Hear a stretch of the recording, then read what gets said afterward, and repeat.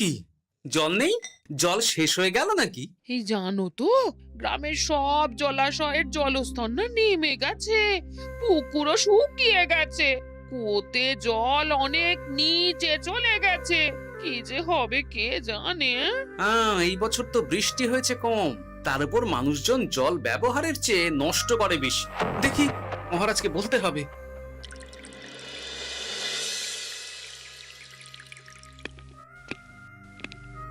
এই তো গোপাল এসে গেছো।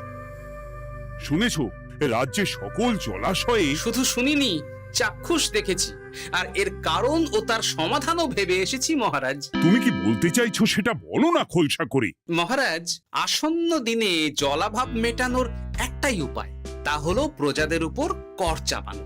মহারাজ, আমার ঠাকুরদা বলতেন, যা মেলে মূল্য বিনে তার মূল্য কে আর জানে।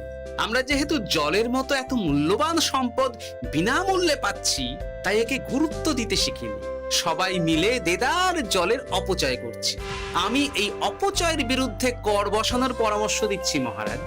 জলের জন্য দেবে দাম, ছুটে যাবে কাল ঘাম।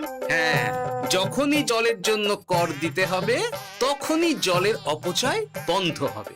এতে লাভটা কি হবে গোপাল? মানুষ কম জলে কাজ করা শিখে যাবে, ফলে আগামী দিনে যদি জল সম্পদ কমেও যায়, এই কৃষ্ণনগরের প্রজারা আগে থেকেই তার জন্য প্রস্তুত হয়ে যাবেন। কিন্তু আমি আমার প্রজাদের কাছ থেকে জলের দাম নেব গোপাল? না মহারাজ, কর বাবদ যে অর্থ উপার্জন হবে তার সাথে আপনার দান মিলিয়ে রাজ্যের মধ্যে একটা বিরাট কৃত্রিম জলাধার বানানো হবে। বাহ বাহ বাহ! যেখানে বৃষ্টির জল সংরক্ষণ করা যাবে মহারাজ। এতে সারা বছর ধরে আর কোনো জলের অভাব থাকবে না মহারাজ। গোপালের প্রস্তাব বড় ভালো লেগেছে। আগামী দিনে ইতিহাসে এই কর্মযজ্ঞের কথা লেখা থাকবে বলেই আমার বিশ্বাস। আর তাই আমি গোপালকে এই মুহূর্তে 50টি স্বর্ণমোহর উপহার দেব বলে ঘোষণা করছি। সাধু সাধু সাধু।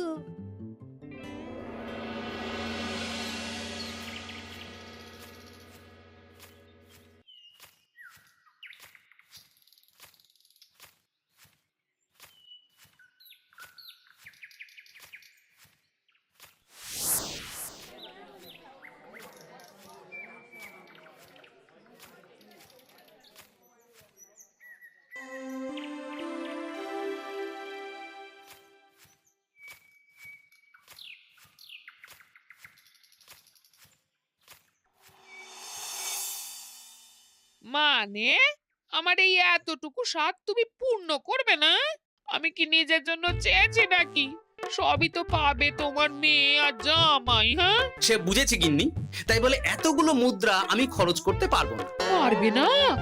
আমি তাঁতির বাড়ি থেকে মেয়ে জামাইয়ের জন্য কয়েকটা শাড়ি আর ভালো পাঞ্জাবি কিনে একটু পাঠাবো। কিন্তু এখন আমার কাছে অত মুদ্রা নেই গিন্নি, পরে পেলে আমি ঠিক তোমার স্বাদ পূরণ করব। আবার বাজে কথা বলার জায়গা পাও না তুমি। এতক্ষণ কোথায় ছিলে গো? আমি বেলায় নদীর পাড়ে গিয়েছিলাম, তখন কমলা আমাকে বলল তোমায় নাকি দেখেছে। কি দেখেছি?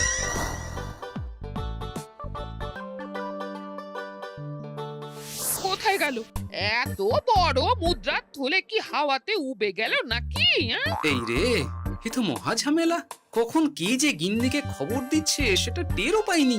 বলি মুখে কুলু পাটলে যে বড়, বলি রাজা মশাইয়ের কাছ থেকে যে এত রোজগার করো, সেই মুদ্রা যায় কোথায়? আহ, কানের মাথা খেও না তো। আমি কি তোমার কোনো কিছুর অভাব রেখেছি? বলো একবার। খাওয়া পড়া কোনো কিছুর তো কোনো খামতি নেই তোমার। মানছি রাখোনি, কিন্তু তাই বলে আমিও তোমার স্ত্রী, তোমার গিন্নি গো, গিন্নি, তাই না? আমার তো জানার অধিকার আছে নাকি যে তোমার উপার্জনের অর্থ করি সব কোথায় যাচ্ছে? জানবে জানবে, সব জানবে। এখন কিছু খেতে দাও দেখি, পেটে ছুঁচোয় ডন বৈঠক মারছে। না, এরপর থেকে আর মহারাজের কাছে উপহার পেলে ওইভাবে খোলা হাটের মধ্যে দিয়ে আসা যাওয়া করা যাবে না।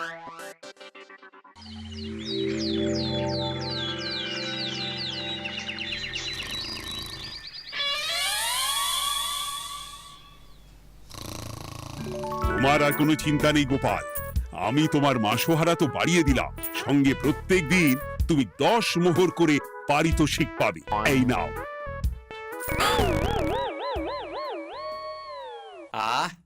এই ভোরবেলায় একটা জব্বর স্বপ্ন দেখা গেল বটে। এই স্বপ্ন খুলে গেলে আর কোনো চিন্তা নেই। গিন্নি, ও গিন্নি, বলি গেলে কোথায়? গিন্নি, সাড়া নেই। ও গিন্নি, রাগ করলে নাকি গো? আরে এসো এসো, এমন একটা স্বপ্ন দেখেছি না যে তোমার আর কোনো চিন্তা থাকবে না গিন্নি। মোহর আর মুদ্রা একেবারে ঝরে পড়বে গো।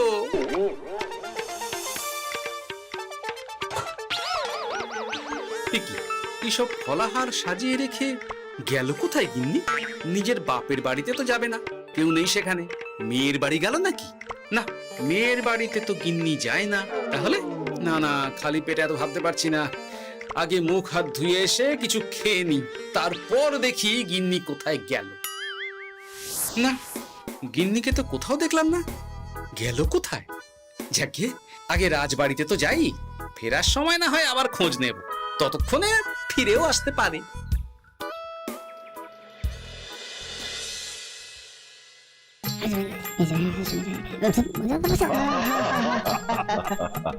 বাহ বাহ বাহ, একেই বোধহয় বলে সঙ্গগুণ।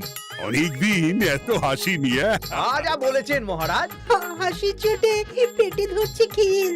কর্তা আর গিন্নিতে দেখছি রয়েছে অনেক মেল। কি গিন্নি, তুমি এখানে কি করছো? একই গোপাল, তুমি রাজসভায় এলে যে বড়। তুমি নাকি রাজসভার কাজ থেকে অবসর নিতে চেয়েছো? হ্যাঁ, এই কথা কে বললো মহারাজ? এই তো উনি বললেন। বলি আমি আবার কি করব? তুমি আমায় একটা কাজ দিলে আর সেটা আমি করব না বলো? আমি তোমায় কাজ দিলাম? কি কাজ? বাবা গোপাল, তুমি কি আকাশ থেকে পড়লে নাকি? তুমিই তো তোমার গিন্নিকে বলে পাঠিয়েছো যে তুমি আর রাজসভার কাজে যোগ দিতে চাও না। তোমার নাকি আর কাজে মতি নেই, তুমি বিশ্রাম চাও। এই রে, গিন্নি দেখি ভয়ঙ্কর চাল দিয়েছে। আমার নামে রাজসভায় এসে এইসব বলেছে। তাই কথা ঠিকই গোপাল, যে তোমার অবসর গ্রহণের কথা শুনে আমি বিশেষ মনমরা হয়ে পড়েছিলাম। কিন্তু তোমার গিন্নি যেভাবে রাজসভায় হাসি মজা হুল্লোড় পরিবেশন করছে, তাতে আমার মনে হচ্ছে এ সাপে বড় হয়েছে। এই বেলা যদি গোপালকে কায়দা করে রাজসভা থেকে তাড়ানো যায়, তাহলে আমার পথ থেকে বিরাট বড় একটা কাঁটা উপড়ে ফেলা যাবে। গোপাল গিন্নি সবার মধ্যে বিলিয়েছেন হাসি, তার জন্য রাজামশাই হয়েছেন ভারী খুশি। হ্যাঁ গোপাল, তাই আমি ঠিক করেছি তোমার স্থানে আমি তোমার গিন্নিকেই বহাল করব। হ্যাঁ, তোমার সঙ্গে ঘর সংসার করে ওর বুদ্ধি বেশ খোলতাই হয়েছে, সেটা বোঝাই যাচ্ছে। এছাড়াও আমাদের অনেক পরামর্শ দিয়ে সাহায্যও করতে পারবে। তাছাড়া উনি মহিলা বলে অন্দরমহলেও যেতে পারবেন, রানীমাও খুশি হবেন বলেই তো আমার বিশ্বাস। কি গোপাল গিন্নি, তোমার এই কাজ করতে কোনো আপত্তি নেই তো? আপত্তি কেন থাকবে মহারাজ? আমি ধন্য আপনি আমায় এত বড় সম্মান দিচ্ছেন বলে। এ তুমি আমার কত বড় সর্বনাশ করলে গিন্নি। তুমি কিনা শেষে আমার চাকরিটাই খেলে। এটা গোপালের জন্য বড় ভালো হলো, তাই না? কোনো কাজ করতে হবে না, কিন্তু রোজগার আগের মতোই থাকবে। অবসর আর উপার্জন একসাথে। না হে গোপাল, তুমি আর এখানে কাঁচুমাচু মুখে দাঁড়িয়ে না থেকে নিজের বিশ্রামে ব্যাঘাত ঘটিও না। আমাকে সবার কাজ শুরু করতে দাও। যথা আজ্ঞা মহারাজ।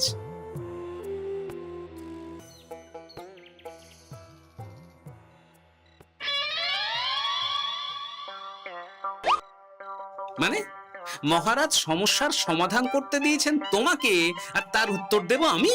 কেন? তুমি আমার চাকরি খাবে আর তোমার সেই চাকরি রাখার দায় নেব আমি? হ্যাঁ হ্যাঁ, নেবে।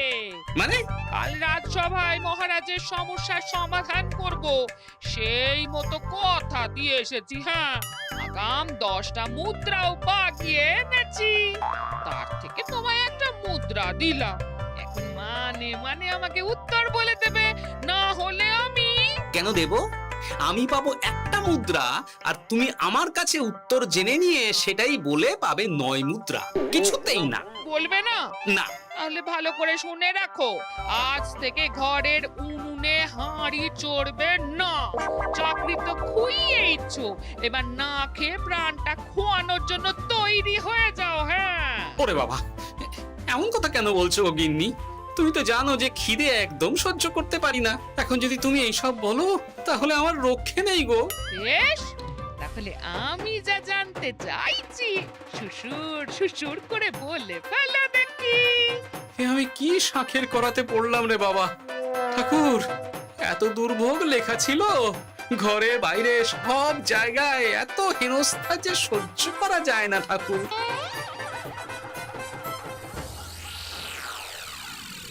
একেই তো বলে গো গিন্নি, মেঘ না চাইতেই জল। এতদিন কতভাবে চেষ্টা করেছি গোপালকে রাজসভা থেকে তাড়াবার, আর গোপাল নিজেই কিনা রাজসভা থেকে পালিয়ে গেল। সব বলছো? তোমার শরীর ঠিক আছে তো? শরীর মন সব ঠিক আছে, তবে গোপালের বদলে কাকে বহাল করা হয়েছে শুনলে তোমার মাথা ঘুরে যাবে। কাকে? গোপাল গিন্নিকে। আমার কিন্তু বিষয়টা খুব একটা সরল ঠেকছে না গো।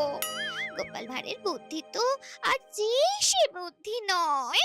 উনি যাই করেন খুব ভেবে চিন্তে করেন, এর পেছনে আবার কোনো মতলব নেই তো। এটা তুমি মন্দ বলনি গিন্নি। গোপালকে নিয়ে সত্যি কোনো বিশ্বাস নেই। ও কখন কি ঘোট পাকাচ্ছে বলা যায় না। আমাকেও সাবধানে থাকতে হবে। দেখতে হবে যে গোপাল আসলে কি চাল চালতে চাইছে।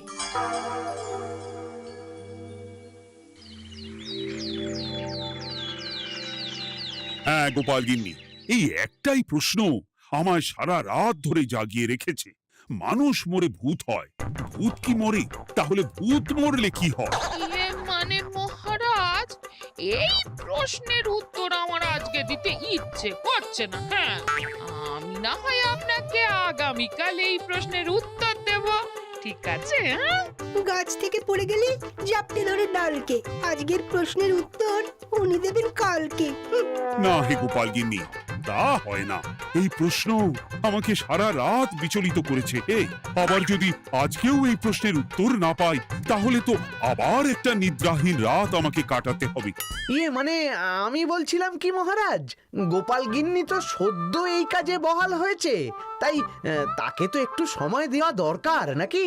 কিন্তু প্রশ্নের উত্তর না পেলে যদি মহারাজের শরীর খারাপ হয়, তার দায় কে নেবে মন্ত্রী মশাই? এই রে, এখন আমি কি করব? এ তো মহা বিপদে পড়লাম দেখছি। আচ্ছা মহারাজ, ঠিক আছে ঠিক আছে, আমি এই প্রশ্নের উত্তর দেব, কিন্তু আমার না একটু সমস্যা আছে। খোলা হাওয়াতে গিয়ে না দাঁড়ালে আমার ঠিক মাথা খোলে না, তাই বলছিলাম। তাই না হয় যাও, হাওয়া খেয়ে এসে মাথাটা খোলতাই করে নাও, কিন্তু এই প্রশ্নের উত্তর আমাকে আজকেই দিতে হবে। হ্যাঁ, উফ, এই যে কি সমস্যা! সারাদিন ঘরে বসে থেকে থেকে তো আমার সারা গায়ে বাদ ধরে গেল। সেই সকালবেলা আমাকে ফলাহার কুড়িয়ে দিয়ে গিন্নি তো চলে গেছে রাজবাড়িতে চাকরি করতে। এদিকে আমার যে পেটে কিচ্ছুটি নেই, তার কি হবে? মহারাজ দোকানে গিয়ে যে ভালো মন্দ খাবো তারও উপায় নেই, তাহলেই তো কাঁড়ি কাঁড়ি খরচা। না, একবার দেখি তো উনুন ধরিয়ে অন্তত ভাতটা চাপাতে পারি কিনা, তাহলে গিন্নির ওই হাঁড়ি না চড়ার হুমকির হাত থেকে অন্তত বাঁচা যাবে।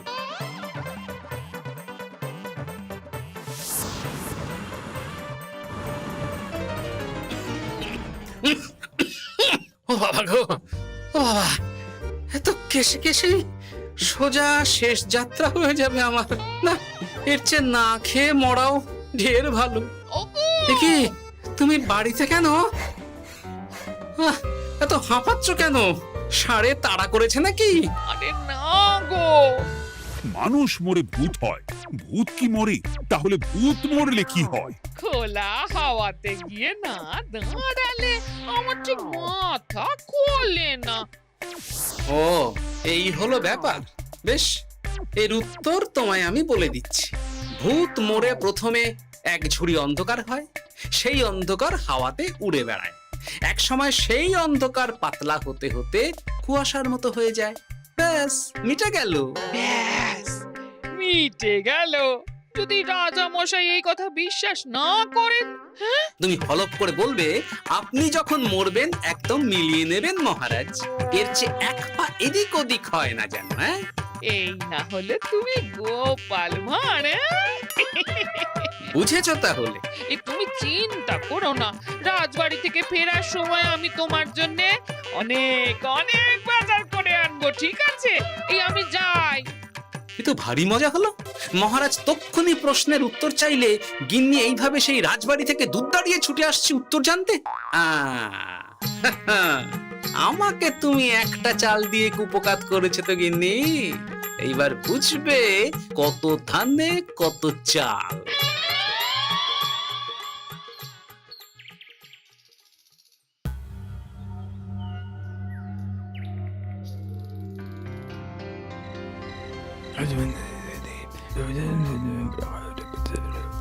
বুঝেছিস তো তোর কাজটা? খুব বুঝেছি গোপাল দাদা। নেই, এবার লেগে পড় দেখি।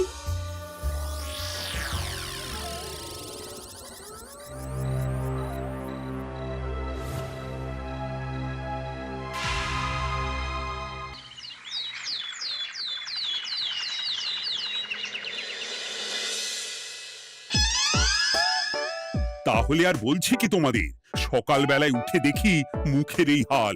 এই কাণ্ড কি করে হলো মহারাজ? আহ, তার আমি কি জানি।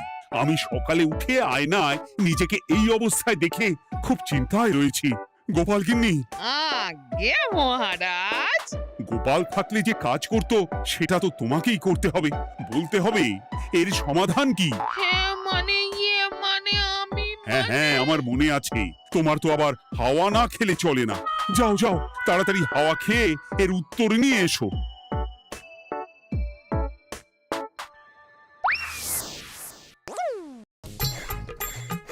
এই জন্য তুমি এত দূর ছুটে এলে গিন্নি? মহারাজকে বলবে যে তিনি যেন আজ রাতে চাদরটা মুখে ভালো করে মুড়িয়ে ঘুমোন, তাহলেই মিটে যাবে। এই রং চলে যাবে আর নতুন করে কিছু হবেও না। ও মা, বলি এত সোজা সমাধান? হ্যাঁ? তা নয় তো কি?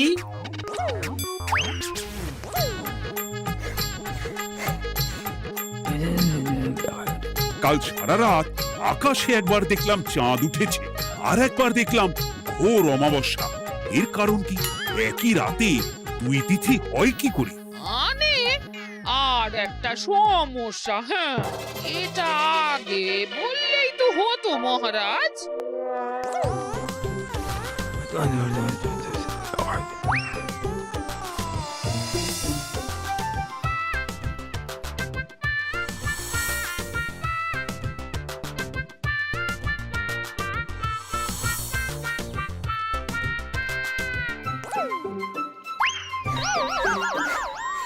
এ কি, তুমি হাওয়া খেতে গিয়ে এইভাবে খাবি খাচ্ছ কেন গোপাল গিন্নি?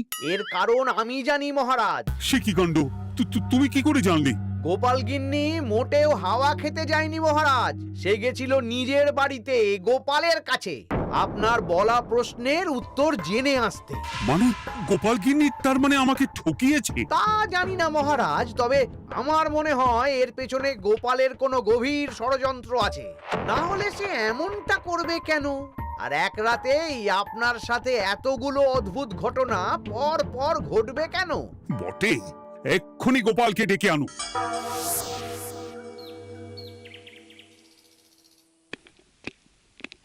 না মহারাজ, আমি সত্যি অবসর চেয়েছিলাম, আর তাই আমার গিন্নি আপনার কাছে এসে বলেছিল।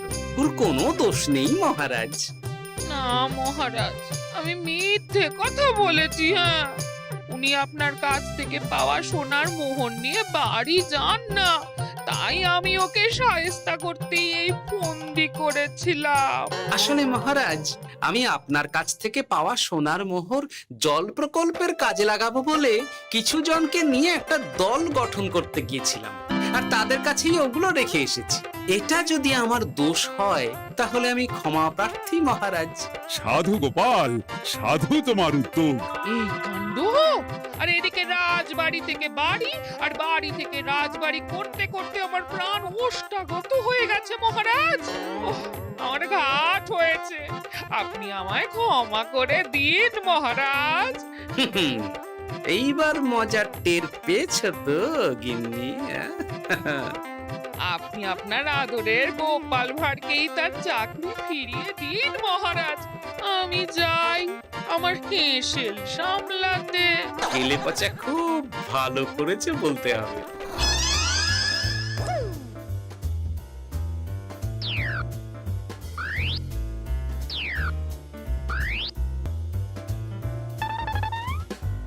তবে মহারাজ, অমাবস্যা পূর্ণিমা সব আমার বুদ্ধিতেই কেলেপচা করেছিল। আপনার ওই মুখের রং, ওটি একটি বিশেষ রং যার আয়ু একদিন, তাই ওটা এমনিই মিলিয়ে গেছে। হ্যাঁ, সেই বরং ভালো। তুমি তোমার গিন্নিকে নিস্তার দাও গোপাল। তাছাড়া আমিও আমার গোপালকে ছেড়ে আর থাকতে পারছি না। যথা আজ্ঞা মহারাজ। আমারও যে আর এই অবসর ভালো লাগছে না মহারাজ। গোপাল ছাড়া রাজসভা যে লাগে ফাঁকা ফাঁকা, তাই তো আবার চাকরিতে তাকে বহাল রাখা।